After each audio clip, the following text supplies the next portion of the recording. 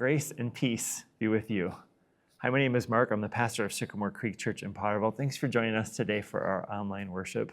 I'm so glad that you are with us as we're continuing in our series, Overcoming Apathy. Today, we're going to be talking about causes of apathy. And as we get into this topic of apathy, which is really just, you don't care about things, right, when you're apathetic, we have a discussion question. And the discussion question is this: what's something that you don't care about as much as you used to? So maybe when you were younger, you cared about this a lot, and as you've gotten older, you just don't care as much. One of the things that I alternate on, so I'm in a season right now where I don't care as much, but this could change, is how clean my car is. I love cleaning my car. I really care about taking care of my car and washing it and cleaning the interior. And certain seasons of life, I've cared more about that, and other times I've cared less. Particularly when my kids were little, I couldn't care a lot because they were little mess makers. As they've gotten older, I care a little bit more about keeping my car clean. And we're coming off of winter, which is a hard time to manage the cleanliness, particularly of the interior of your car. So that's something that I've changed. Maybe I care less than I used to. What is it for you? What's something that you care about, but maybe not as much as you used to care about it? As you reflect on that, I'm going to invite you to join Kevin in this first worship song.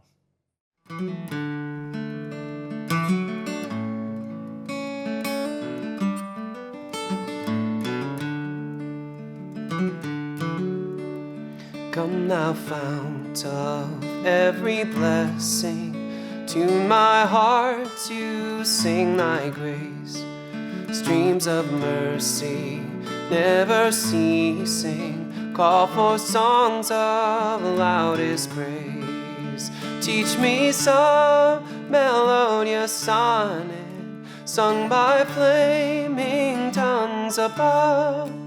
Praise the mount I'm fixed upon it, mount of thy redeeming love.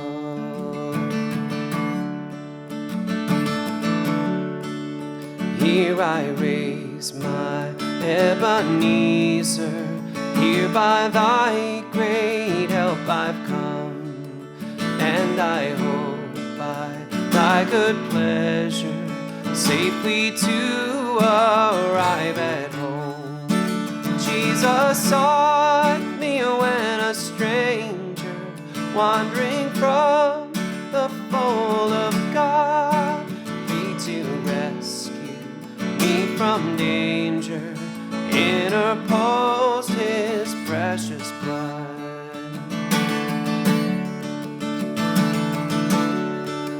Oh, to grace, how great a debtor daily I'm constrained to be.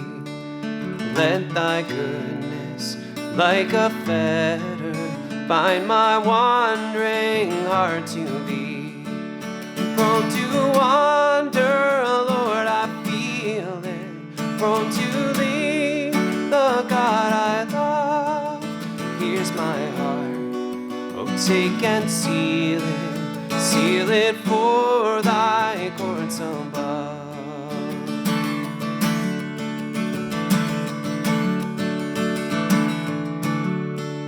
Come thou fount of every blessing, tune my heart to sing thy grace.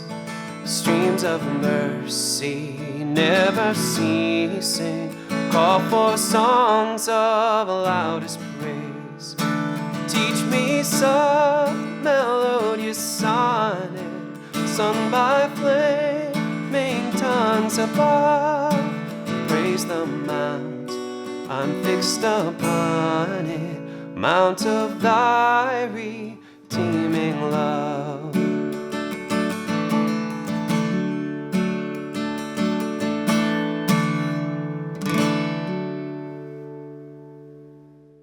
As we continue with our worship, I'm going to invite you to participate in a worship practice. This is a worship practice that makes us aware of God's presence. It's to go and get a candle and to light that candle as an act of worship. Now, if you don't have a candle, flip a light switch, turn a light on, a lamp on, whatever it might be. Do something with light to remind you that God is present with us. Christ is present with us as we worship. I'm going to light my candle here in Potterville and invite you to light your candle at home.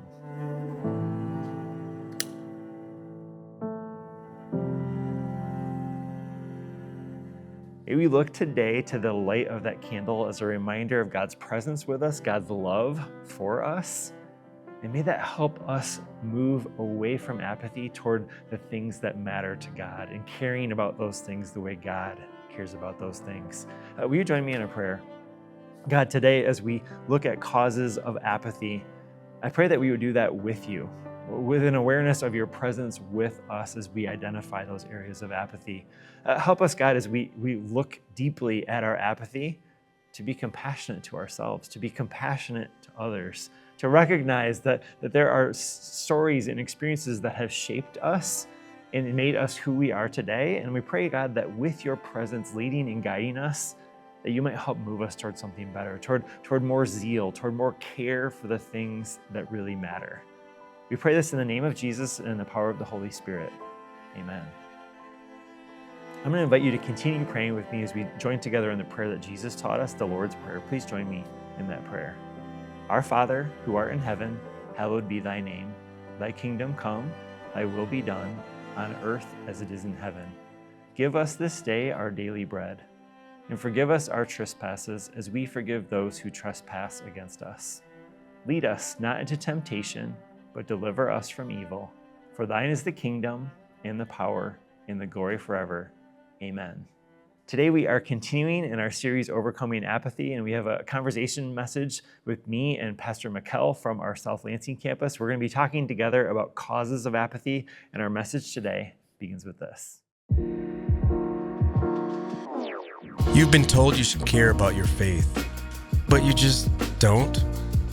Prayer feels empty, church feels like a chore. And for a multitude of reasons, you're more engaged in scrolling with your phone than worshiping God. The best word to describe all of this is apathy. This Easter, discover the one love, powerful enough to awaken what you thought was dead forever. By the end of this series, you'll have some tools, a community, and the hope you need to feel alive again.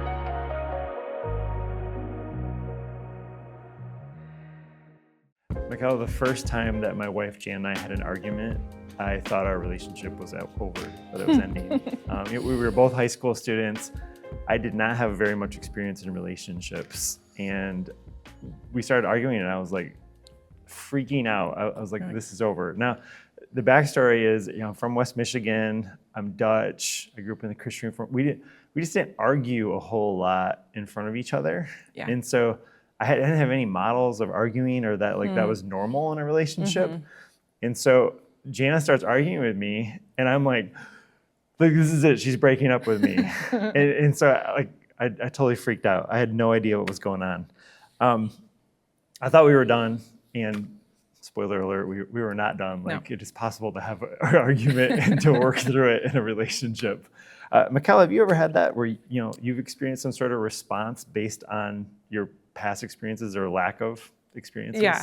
Well, I mean, I kind of chuckle at this question a little bit because, all of our responses are informed in some way by our past experiences. But those moments when you're sort of bringing the past into the present and can't read the present situation because of those past situations, yes. And still, it's hard to narrow it down to one interesting. In this instance, right. I was feeling this because of this. Exactly. Yeah. But I definitely think that there have been times that I will interpret someone's nonverbal communication to believe that they're upset with me. I asked Nathan a question, my husband, I asked him a question, and then he's just gives me a one-word answer, and I think, oh gosh, he's mad. And he's just tired, or, he's just distracted by something else. But those past experiences of people communicating passive-aggressively make it easy to believe that that's what's happening in that situation. And this is, for all of us, and this is why, you mentioned you struggle with it, because how do you parse this out? For all of us, our life stories lie at the root of our responses. Our life stories lie at the root of our responses. And so our past experiences, they don't necessarily determine how we think or feel, but they certainly inform it. Oh, yeah. and have a big influence on how we're thinking or feeling in any given situation. And the bottom line is our stories matter. Our experiences matter. They've shaped us. And so today we're going to contemplate our own personal stories and our experiences as we look at some of the causes of apathy. Yeah, we're in a series called Overcoming Apathy, and it's based on a book by Uche Anazor, who is a contemporary theologian and biblical scholar. Merriam-Webster defines apathy in two ways. It can be a lack of emotion or feeling, or it can be a lack of interest or concern. Okay. And synonyms for apathy might be like impassiveness or indifference to something. And we all have this in different areas. And today we're going to get at some of the causes. Now, as we think about causes, there's a branch of medicine that's called etiology. And etiology is basically the study of causes of diseases. And this is something that I really got into when I was a breast cancer researcher. We looked all the time at the etiology of breast cancer. And it's like the backstory for an illness. Sure. So etiology is figuring out why does a particular disease manifest in a particular person? And just as everybody has a story, every disease has a story. It has a history. It has a set of causes. And the backstory is important because it determines treatment. Right. And so part of the reason we'd always look at etiology in breast cancer is etiology would determine how you would treat a breast cancer. And sometimes you determine too, like whether to treat. Because sometimes, you might just decide, well, yeah, I have this, but I'm not going to do anything about it. Right. And that can be fine too. The better the understanding of the cause of the disease, though, the better the treatment will be. So today we're talking about, as you said, the causes of apathy. Apathy, I think, can feel mysterious. Sometimes it can be frustrating. Can be. There's usually some kind of backstory, though. There's usually an etiology. And so we're considering etiology in this circumstance because it's about treatment and improving care, promoting healing. And we're going to look at the possible backstory of our apathy.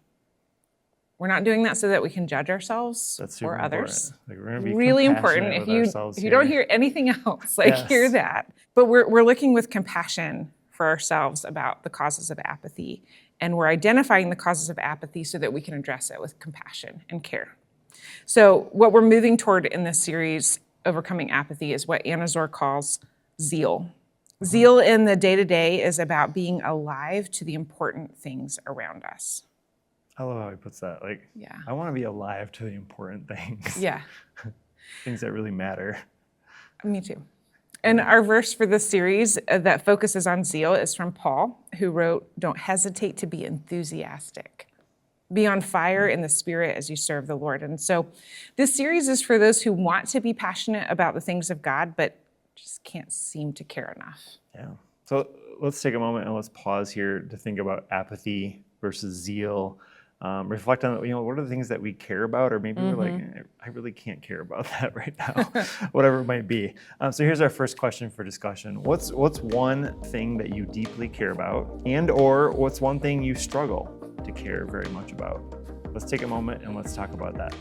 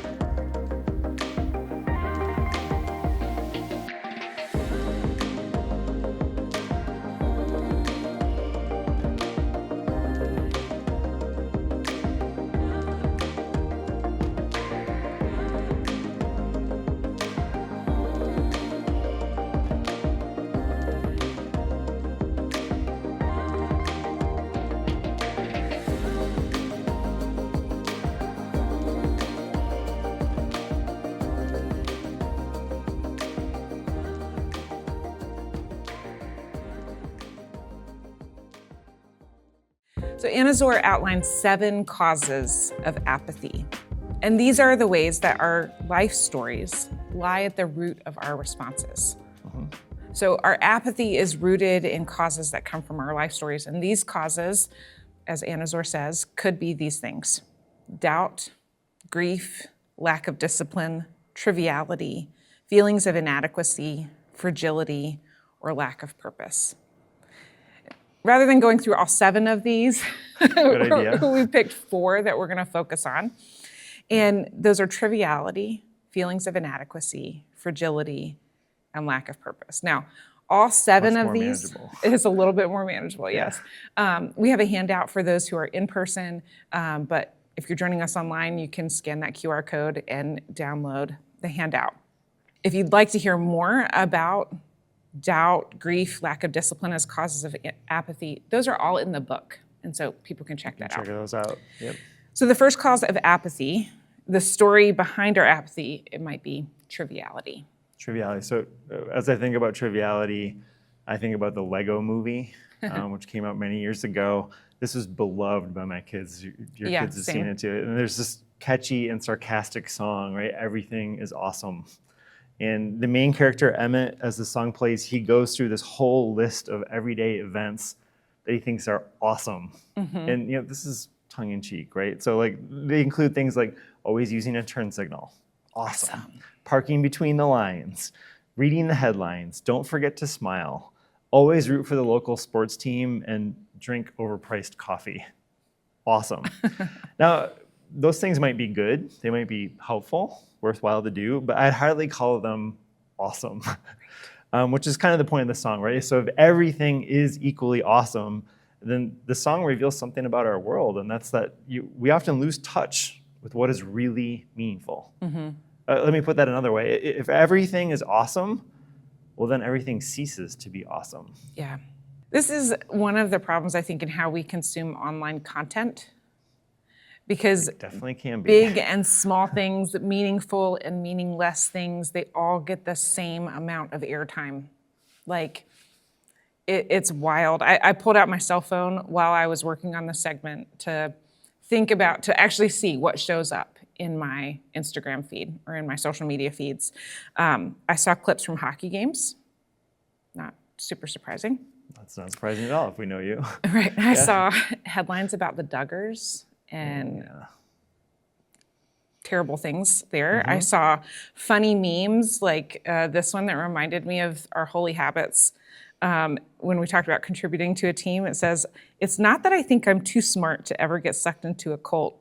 It's more that I know I'm unwilling to participate in anything resembling a group project under any circumstances." Group projects, you got to avoid them. Yep. And then this one from Disappointing Affirmations: "You can do anything that you put your mind to so long as your mind is not very creative." Whoa. So got a little chuckle. And then it Yeah. was like global politics and like, are we yeah. going into World War III? I mean, like It's all the things. all the things. And it's difficult to give those the weight that they deserve. None of it is bad. Like laughing about a meme, that's not a bad thing. But moving quickly from hockey to child sex abuse to funny memes to global war, that's really difficult to do well. Yes, it is. It's difficult to feel the bigness of some of these things that are actually a really, really big deal. As Anna Zor writes, we're pummeled by triviality until we finally wave the white flag and surrender to apathy. Oof. Okay. So not everything matters equally. Some things are significant and some things really aren't, just like some things are awesome and some things are not. Things are not really awesome. And so as you'll see on your handout, each cause of apathy has some questions for us to consider. Those questions are a way of us diagnosing our apathy so we can decide what we want to do about it, or even if we want to do anything about it. Yeah. And again, we're using compassion to engage these things because our life stories lie at the root of our responses. They do. So when it comes to everything that is coming at us in a day-to-day situation, in our day-to-day lives, we're going to reflect on this with our past experiences. Am I carried away by relatively insignificant things? Am I overwhelmed by a flood of triviality? Those are such important questions to ask because losing sight of what really matters can lead to apathy. And so can feelings of inadequacy. So feelings of inadequacy, I would say they like fall under this broad category of feeling overwhelmed. Yeah. And when we're overwhelmed, we feel inadequate to face whatever is before us, whatever that might be. And it's really easy to feel overwhelmed by the difficulty of making a difference, whether it's because the problems that we're facing are so big and so challenging, or because of our own limitations or equipping. And sometimes it can be both. Yeah. So when we're overwhelmed, I think it can lead us often to feel like, well, why bother? Why do anything? If it's not going to make a difference, why would I do anything? So we have to believe that change is possible in order to work toward it. Yeah, we do.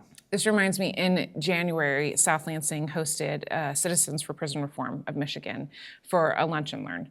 And so they came and shared with us about a lot of what they're doing, and they also shared, they set up a mock solitary confinement cell so that you can walk through it and visualize the experience. And for a lot of us, when we think about solitary confinement, we think that at its best, it's designed to keep people safe. Yeah. Right? Like if someone is a threat to the people around them, isolate them so they can't hurt people. If someone is being threatened, isolate them so they can't get hurt. But the reality is that people are held in isolation for months or even years. And there's no way that you can, that's never good for your mental health. That would be really hard. So if the goal is rehabilitation and we're actively damaging people's mental health, it creates a cycle of, I don't know what word to use. It feels hopeless. And the rehabilitative services that would typically be available are not available to those folks who really, really need it. And so it just compounds. So the people who really need the help are not getting the help. And then what motivation would they have to try to change, to try to be rehabilitated if they're not getting any services and they're in isolation? So it just makes me think of this whole idea of being overwhelmed, of feeling like nothing is possible, change isn't possible. And that can lead to apathy. It can. Yeah, I think you gave a great example of something that's just like broken in our system. And like, what do? We have to believe that change is possible in order to work toward it. Now, that's not just for the world around us and for things like what's happening in prisons. Right. It's also true of us as individuals. There's a critical voice that we often hear in our head telling us, you will never change. Like this thing that you don't like about yourself or that you do again, like it will always be that way. And that voice will compare us to others, often with very discouraging results.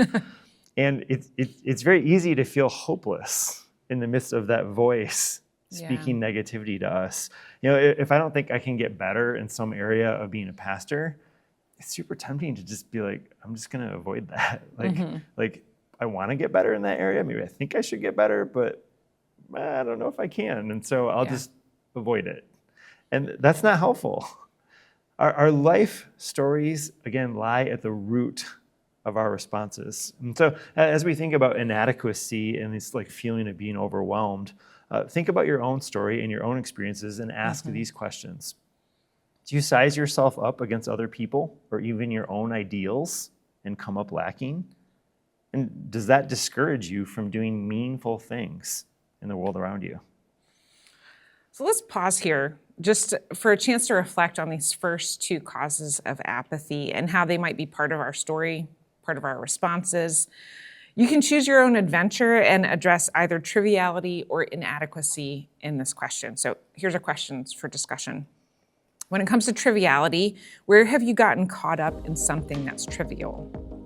And when it comes to inadequacy, where do you feel discouraged around doing something meaningful? Take a minute and talk about it.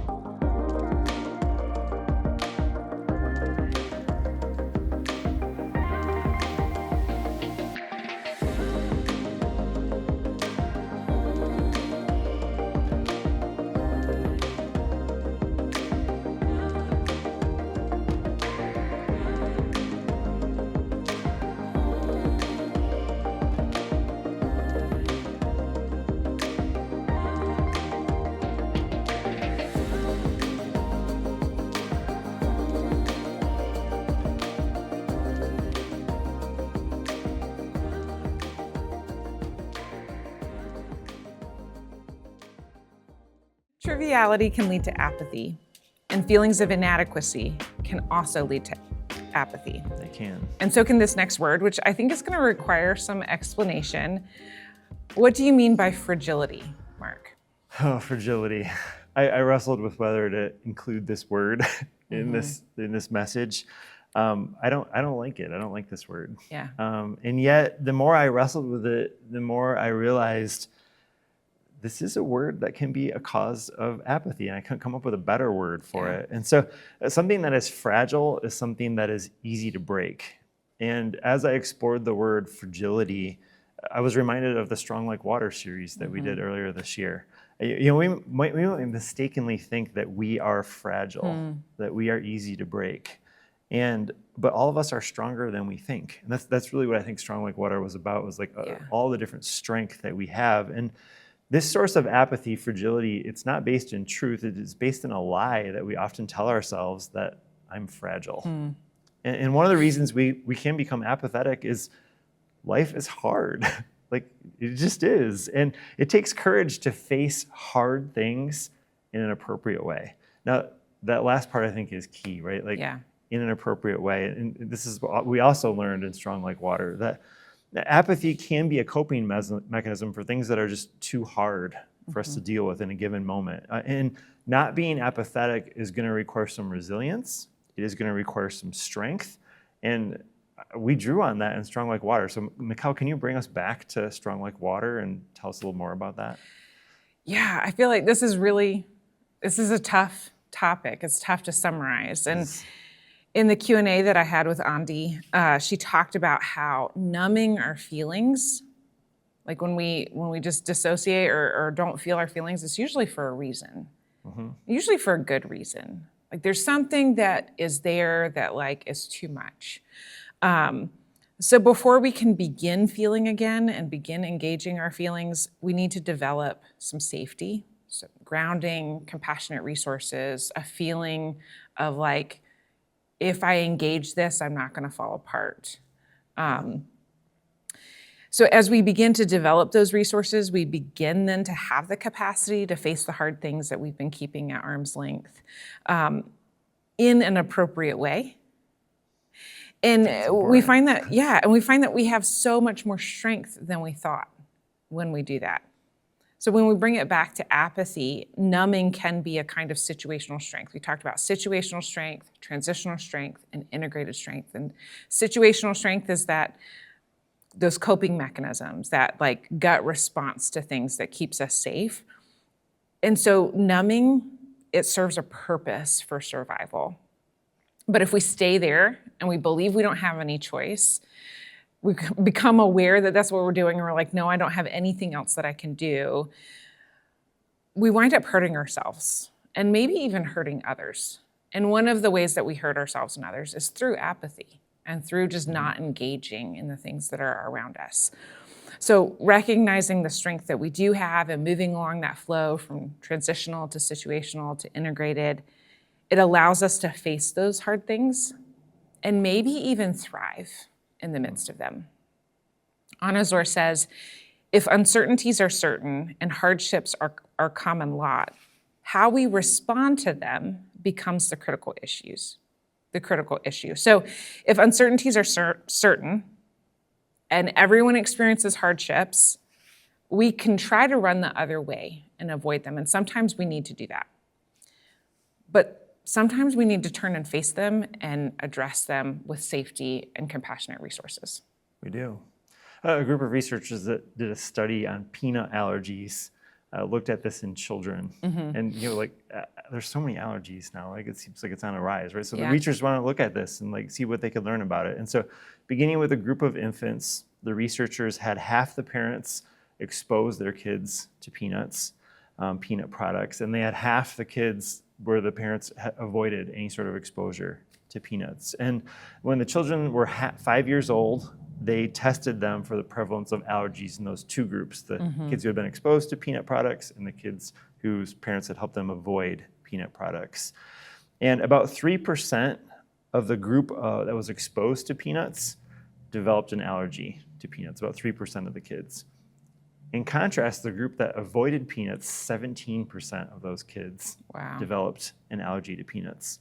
And the researchers concluded that rather than weakening children, exposure to the threat of peanuts actually strengthened them and helped them to not develop an allergic reaction. And I think this principle it's true in all sorts of things. It's true in the fragility that we're talking about. It's also true in terms of vaccinations. Yeah. Like, this is why vaccines work. Exposure to a small dose of weakened virus is an appropriate exposure that produces an immune response, and that's an appropriate challenge to our immune system, and it makes us stronger in the long run.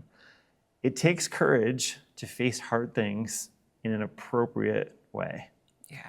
Apathy can be a coping mechanism that shields us from getting hurt further or getting more disappointed, and that can be a good thing. It can be. And it has a dark side, in that the more we avoid hard things, the more difficult it can be to engage those hard things. Mm-hmm. That avoiding requires then even more protection, which even makes it harder. It's just like a cycle. It compounds. So resilience is a strength that helps us to get through those hard things in life. And Strong Like Water teaches us that our resilient strength can grow and develop. It's like a muscle that we work. So here are some questions for us to begin to reflect on fragility and whether that's part of our story that has led to apathy. Do you avoid certain issues or even people out of fear of getting hurt? Do you care less and less about more and more things? So our avoidance of hard things, not being willing to engage them in an appropriate way, can lead to apathy. And our final source of apathy, cause of apathy, is the lack of purpose. And this is incredibly important. When we were preparing this message, this is one of the sections that we were tempted to take out. And I do think this is worth talking about, though, which is why I kept it in here. The sense of purpose is what drives us to sustained, meaningful action in life. And we all need this. Like this is really what makes life worth living. I'll tell you, as pastors, we especially need this. One of the things that pastors do is we regularly return to our call stories. And this is kind of like our purpose story. And so, Michal, give us a quick synopsis of your call story as a pastor. Well, as you know, I grew up in a church setting that didn't allow women to be pastors. And so for a long time, I actually thought that churches that had women pastors were like being led astray and like following the culture and probably like living in sin or something. So about 13 years ago. Thank God we can change our minds. I know, isn't that? Yeah. So about 13 years ago, my family went through a really challenging year, and something about that experience left me open to reconsidering some of the ideas that I had previously held to. And I began to wonder what it means to be made in the image of God as a woman, when at that point I only was really hearing God talked about with like he, him pronouns and male ideas. And like now I have lots of ideas of like how God is mother, but I didn't at that time. That wasn't something we talked about. And I got a book recommendation after posing that question. It wasn't exactly related to that question, but the thesis of the book was essentially that we don't get to gatekeep the Holy Spirit. So if the Holy Spirit gives someone gifts for leading, for preaching, for pastoring, that we don't get to say, well, Spirit, I think you got it wrong. That's that true. Person actually can't do that. And so basically, if women have gifts of preaching or pastoring or leading, then they should use those gifts. And it was at that time that I was like, oh wait, I think I might have some of those gifts. And I think that if I had been a man, I would have wanted to be a pastor. And that was really the beginning of like recognizing that was part of my story and part of who I was and part of God's gifting to me. And so there wasn't like one huge moment, but it was more like a series of individual small moments and nudgings and affirmations. Thank you for sharing your story. I love your story, and I think it's so important that you share that story again and again as a woman who is a pastor, and then we get to hear that. And the call to become a pastor is a really huge thing. Yeah.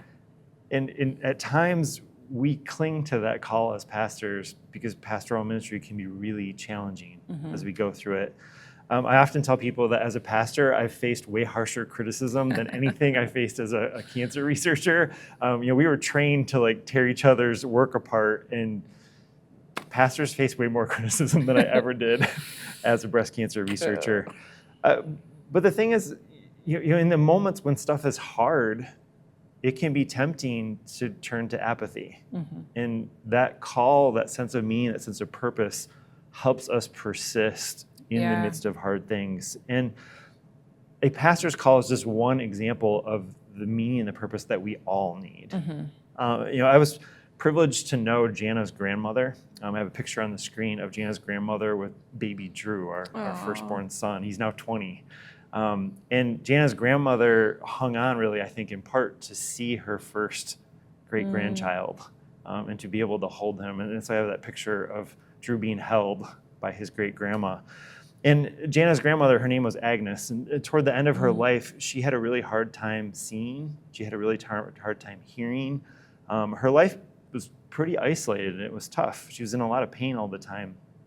And yet in the midst of that, she was known in the facility where she was for being kind to her caretakers. She knew their stories. She would ask them about their families, about the things that were going on in their life.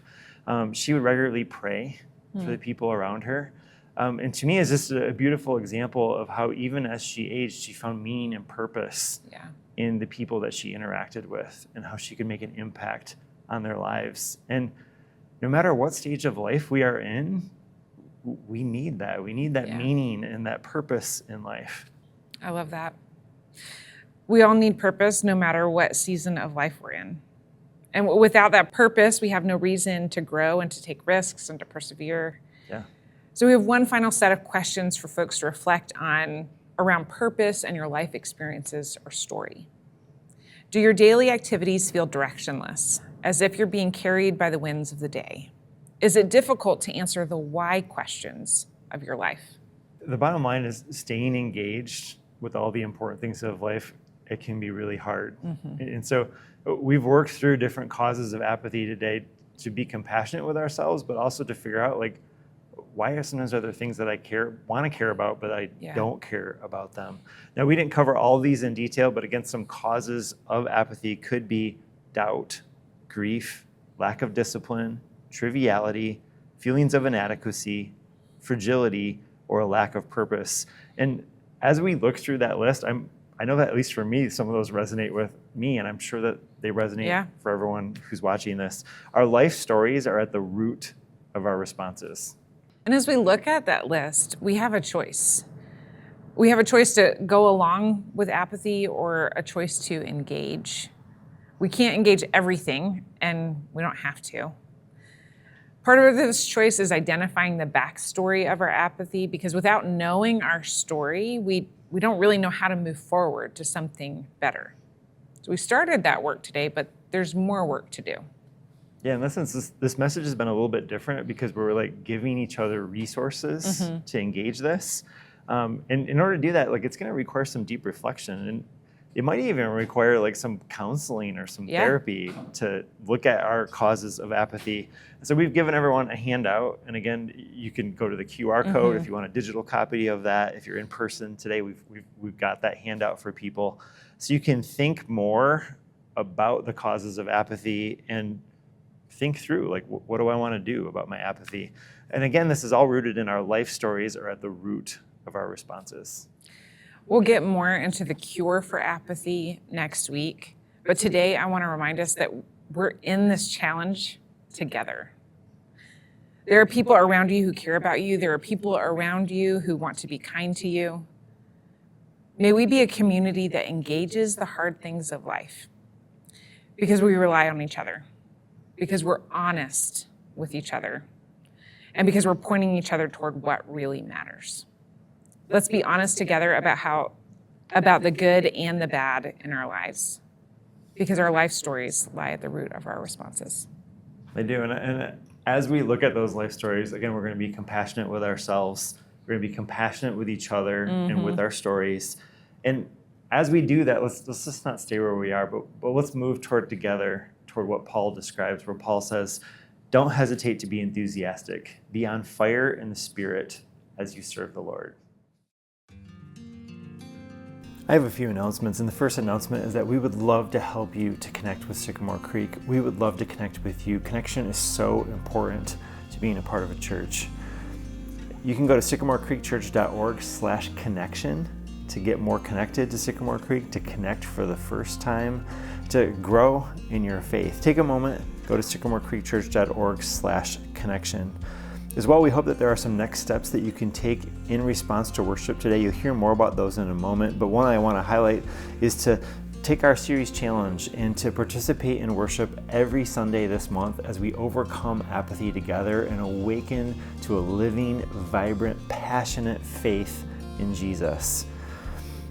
Some of those things that are coming up is we are participating right now with Meijer and their Simply Give program that's at the Grand Ledge Meijer, and this is a great way to support the Potterville Food Pantry and all the ways that we distribute food and support our community with food resources from that food pantry. Now, the way to participate in the Meijer Simply Give program is just go to the Grand Ledge Meijer. You'll scan a little card there. You'll see a picture of that card on the screen. Those cards are usually for $10, and you can choose how much you'd like to give to support the food pantry. And the cool thing is Meijer, through this program, matches your gift. So your $10 becomes $20. Your $100 becomes $200. Now, we use that donation then to purchase food from Meijer to distribute to our community. Now, coming up on June 20, it's a double match day, and that means that your $10 becomes $30 because Meijer double matches it. Your $100 becomes $300 because Meijer double matches it. I want to thank Meijer for their support of the Potterville Food Pantry, and this is a fantastic way, if you're interested in supporting our food pantry, in making your money go further and make a difference in fighting hunger here in the Potterville area. Another thing that we have coming up is next Sunday is our cake auction to support campers in going to camp. Camp is just an amazing summer experience for our kids. It's transformative going to camp, and we want to help support campers in going to camp. We want to celebrate their going to camp. And so on Sunday, April 19th, after worship, we're going to gather for a cake and silent auction. There's lots of different ways you can participate in this. Come to worship that Sunday morning, stay afterward. There'll be a meal after worship, followed by the cake and silent auction. You can just observe, enjoy the meal. That's a great way to participate. You can also, if you'd like, you can donate a baked good or an item for that silent auction and have it be auctioned off as it goes to support our campers in going to camp. You can also come and you can be prepared to bid on small items in that silent auction or in the cake auction, or even some of our big items. Some of our cakes tend to go for $100, $200. And again, all the money that is raised that day goes to support kids in going to summer camp. It's a super fun event. You can check it out. You can participate in lots of different ways. I want to thank you for your giving to support the mission of Sycamore Creek and all the things that we do as a church. A reminder that the giving isn't just about where the money goes, but it's about you, and it's about being transformed by God's generous love for you as you are generous yourself. You can explore giving to Sycamore Creek by going to sycamorecreekchurch.org/give. Speaking of the mission of Sycamore Creek, there are so many different things that we accomplished this past week for Easter. I want to take a moment and celebrate some of those things with you and share one brief story from each part. So the first thing I want to celebrate is our car wash. It was a really successful event again this year where we partnered with Roger at Mr. Clean Car Wash to give away free car washes. It was a super cool event, and people who drove by really appreciated our church, not just for the car wash, but for the conversation and for the care that they received. And I want to share with you Chris's experience. She says, "Thank you to Sycamore Creek Church and all the volunteers, which I must add, amazing, fun, and enjoyable to visit with while waiting for my free car wash. I live in Hastings, work in Fowlerville, and after a very stressful day, which was spent with my mother for a very unforeseen day at an ENT specialist after having her eardrum ruptured, to pass by that car wash as usual on my way home, and to see these people with the free car wash signs, I literally had to go around the mile block and check it out. And I can truly say I enjoyed visiting with the volunteers just as much as I appreciate the free car wash. My heart left there more full than it's been in a long time.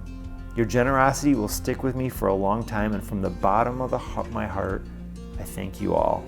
One random act of kindness can and did change my entire day. What a generous, amazing gift you gave not only your community, but this gal from Hastings. Happy Easter."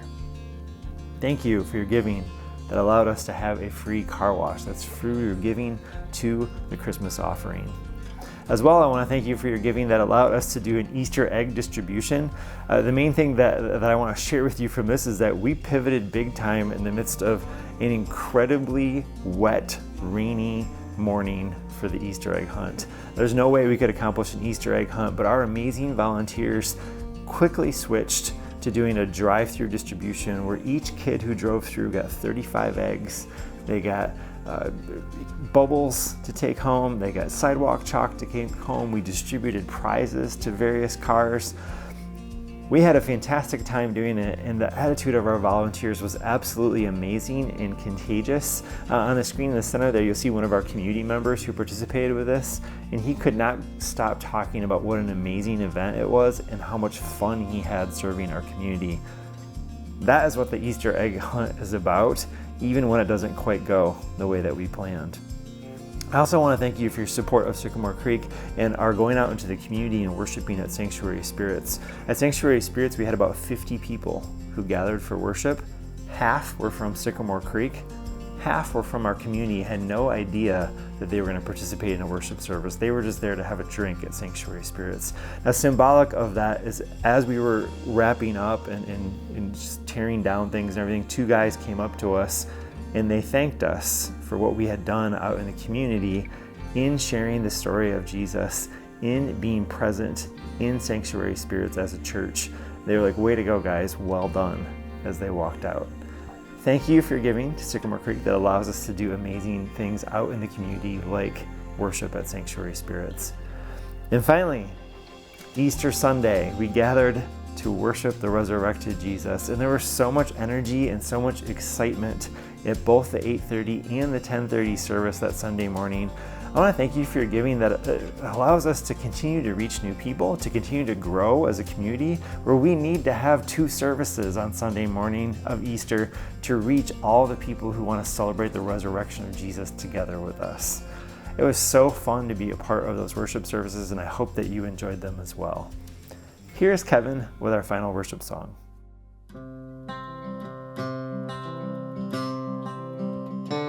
You are good, you are good, when there's nothing good in me.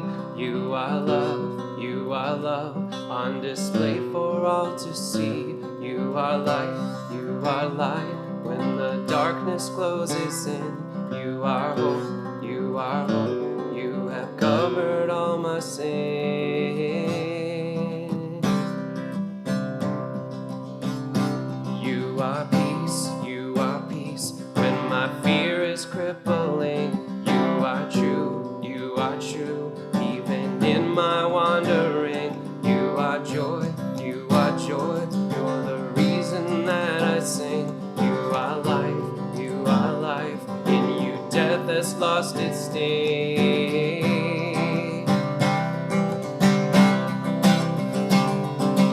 Oh, I'm running to your arms,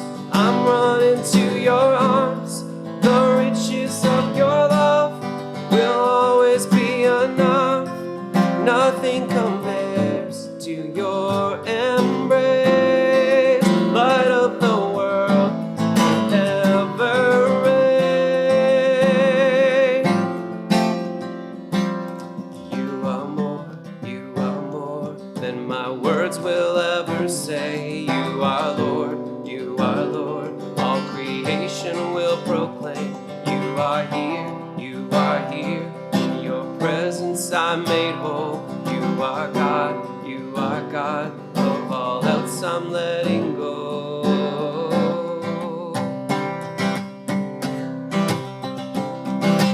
Oh, I'm running to your arms, the riches of your love will always be enough. Nothing compares to your embrace, light of the world, ever reign.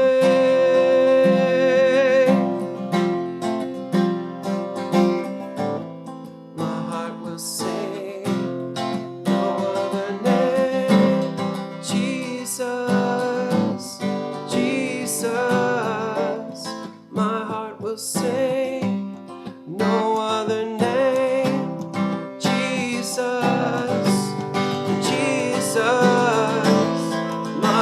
will sing, no other name. Jesus, Jesus, my heart will sing, no other name. Jesus, Jesus.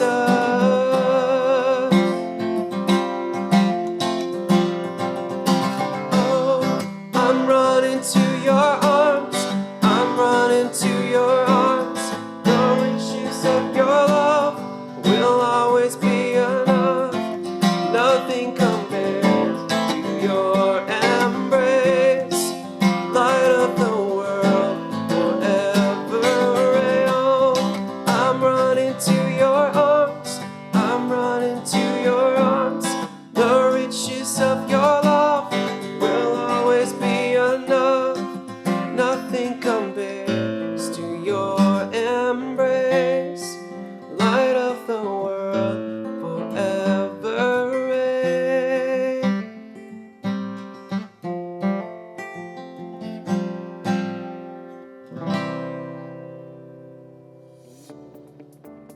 Thank you for joining us today for our online worship service at Sycamore Creek. We are continuing next week in our series, Overcoming Apathy.